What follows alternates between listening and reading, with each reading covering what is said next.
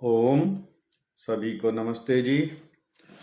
रामायण स्वाध्याय में गत श्रृंखला में हमने स्वाध्याय किया कि मर्यादा पुरुषोत्तम श्री राम आर्य हैं, और आर्य को भी हमने समझने का प्रयास किया कि ये आर्य कोई मत, पंथ, संप्रदाय अथवा अलग धर्म नहीं, अपितु श्रेष्ठ व्यवहार वाले, श्रेष्ठ आचरण वाले व्यक्ति को ही आर्य कहा जाता है।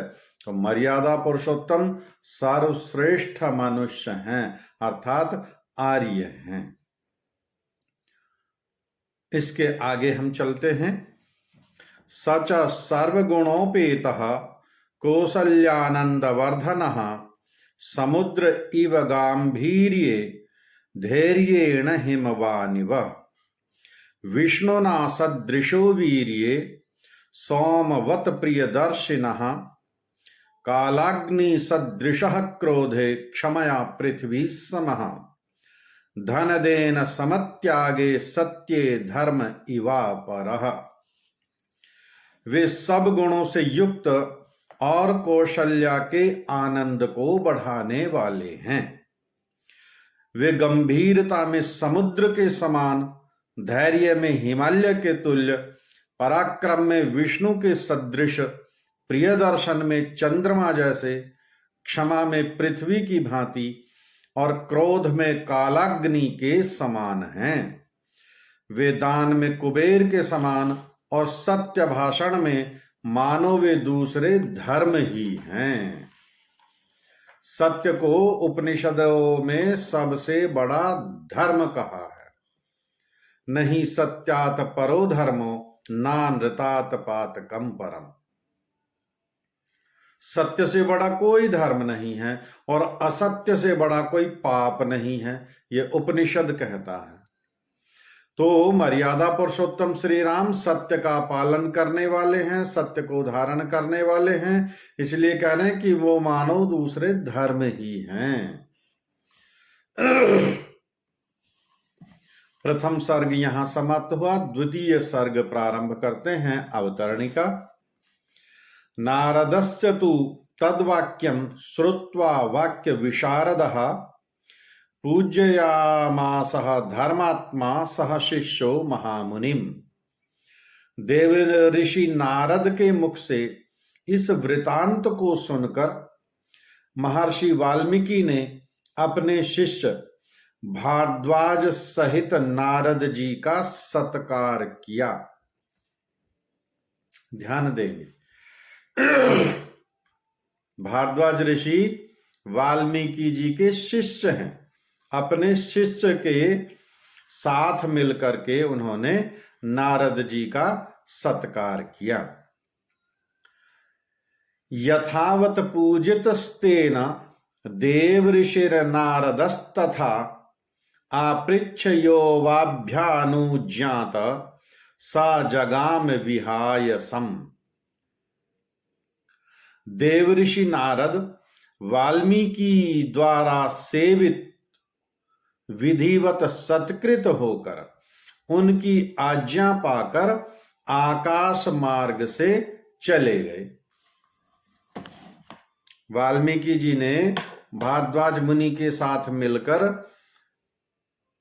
नारद जी की सेवा की, सत्कार किया, सम्मान किया, और जब उनका वो सम्मान कर चुके, उनकी सेवा कर चुके, भोजन आदि कर चुके, विश्राम कर चुके, और जो अतिथि को भेंट आदि दी जाती है वह दे चुके, तब नारद जी आकाश मार्ग से चले गए। यहां बड़ी महत्वपूर्ण बात है, ये इसे हमें समझना होगा कि आकाश मार्ग से किस प्रकार चले गए, क्या है ये आकाश मार्ग, किस प्रकार वे इस आकाश मार्ग से गए। आकाश मार्ग से जाने का तात्पर्य कि नारद जी अपने विमान के द्वारा चले गए। 3 प्रकार का मार्ग, थल मार्ग जो भूमि पर चल के जाया जाता है, जल मार्ग जो नौका आदि के द्वारा यात्राएं की जाती हैं, और तीसरा आकाश मार्ग। तो आकाश मार्ग तो वायुयान के द्वारा ही जाया जाता है। अब प्रश्न ये उठा, क्या रामायण काल में वायुयान थे? आधुनिक शिक्षा पद्धति में तो ऐसा ही पढ़ाया जाता है कि ये वायुयान का आविष्कार तो अमेरिका के 2 कारपेंटर भाई थे, बढ़ई थे, उन्होंने वायुयान का आविष्कार किया, जिनके नाम थे ऑरविल और विल्बर। और 1903 ईस्वी में इन्होंने वायुयान का आविष्कार किया। आज भी विद्यालयों में यही बालकों को पढ़ाया जाता है, लेकिन ये सत्य नहीं है। ये सत्य नहीं है कि राइट ब्रदर्स ने हवाई जहाज बनाया हो। बढ़ई के पास में हो सकता है इतनी योग्यता हो, लेकिन क्या संसार में सबसे पहले ये बढ़इयों के पास में आई योग्यता? अमेरिका के बढ़ई इतने विद्वान हैं कि वो हवाई जहाज उड़ा देते हैं बना करके। वास्तव में उस समय हमारा यह राष्ट्र पराधीन था, और 1903 में जो राइट ब्रदर्स ने वायुयान बनाया, हो सकता है उन्होंने बनाया हो, लेकिन क्या उससे पहले किसी ने नहीं बनाया था? भारत की इसी भूमि पर भारत के ही एक वैज्ञानिक इंजीनियर बापूजी शिवकर तल पड़े, जिनका नाम था 1895 ईस्वी में उन्होंने यही मुंबई की जुहू पार्टी पर वायुयान बनाया और वायुयान उड़ाया था। देश उस समय परतंत्र था। उन्होंने वो फार्मूला भी बापूजी से हड़प लिया, बापूजी को पकड़ करके बंद कर लिया और प्रसिद्धि अपनी फैला दी कि हमने आविष्कार किए, हमने वायुयान बनाए। अब बापूजी शिवकर तलपड़े जी ने ये आविष्कार कहां से किया, ये विद्या उन्होंने कहां से सीखी? ये सारी विद्या हमारे वेदों में है। विमान शास्त्र हमारे विद्या वेदों में है। महर्षि ने ऋग्वेद आदि भाष्य भूमिका एक ग्रंथ लिखा। जब वेदों की भूमिका लिख रहे थे तो वेदों में कौन कौन से विषय हैं वहां महर्षि ने उद्धृत किया है कि ये वेदों की विद्या है। और अभी जिन भारद्वाज जी का हमने वर्णन आया, जिन्होंने अपने गुरु वाल्मीकि जी ऋषि के साथ मिलकर नारद ऋषि की सेवा शुश्रूषा सत्कार किया, इन्हीं भारद्वाज ऋषि ने एक वृहद शास्त्र लिखा, यंत्र सर्वस्व। इसी यंत्र सर्वस्व का हिस्सा है ये विमान शास्त्र। विमान शास्त्र में उन्होंने कई प्रकार के विमानों का वर्णन कर रखा है। भूमि पर चलने वाले, जल पर चलने वाले, आकाश में उड़ने वाले। तो ये हमारी प्राचीन विद्या है। ऐसा नहीं है कि ये राइट ब्रदर्स ने हवाई जहाज बनाया हो।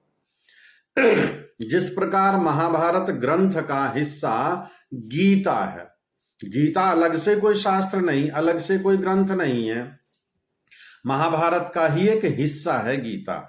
उसी प्रकार महर्षि भारद्वाज द्वारा लिखित यंत्र सर्वस्व का ही एक भाग है विमान शास्त्र। अर्थात हमारी भारतीय संस्कृति में, हमारी सनातन परंपरा में संसार की सर्वोत्कृष्ट विद्याएं विद्यमान थी, हैं और आगे भी रहेंगी। हाँ, हमने जितना जितना अपने इस वैदिक सिद्धांतों से, वेद विद्या से दूरी बना ली, उतना उतना हम भ्रम में पड़ते चले गए और विदेशों ने अपना वो डंका बजाना प्रारंभ कर दिया। ओ, हमने आविष्कार किए, हमने आविष्कार किए, हमने आविष्कार किए। ये विमान शास्त्र की विद्या प्राचीनतम ऋषियों की देन है। ये वेद की विद्या है। ये परम पिता परमात्मा की ही देन है। तो रामायण काल में हम ये कह सकते हैं, गर्व के साथ कह सकते हैं, प्रमाण के साथ कह सकते हैं कि विमान थे। नारद जी विमान से गए, रावण विमान से जाता था, हनुमान जी बूटी लेने गए तो विमान से गए। तो दूरगामी यात्राएं, शीघ्रगामी यात्राएं विमानों से ही की जाती थी। तो ये स्पष्ट हुआ कि भारतीय संस्कृति में विमान विद्या प्राचीनतम ऋषियों की देन है और सृष्टि के प्रारंभ में यह विद्या गुप्त रूप में, मंत्र रूप में, बीज रूप में परमपिता परमात्मा ने वेदों के माध्यम से हमें दी है। आप सभी का बहुत बहुत धन्यवाद।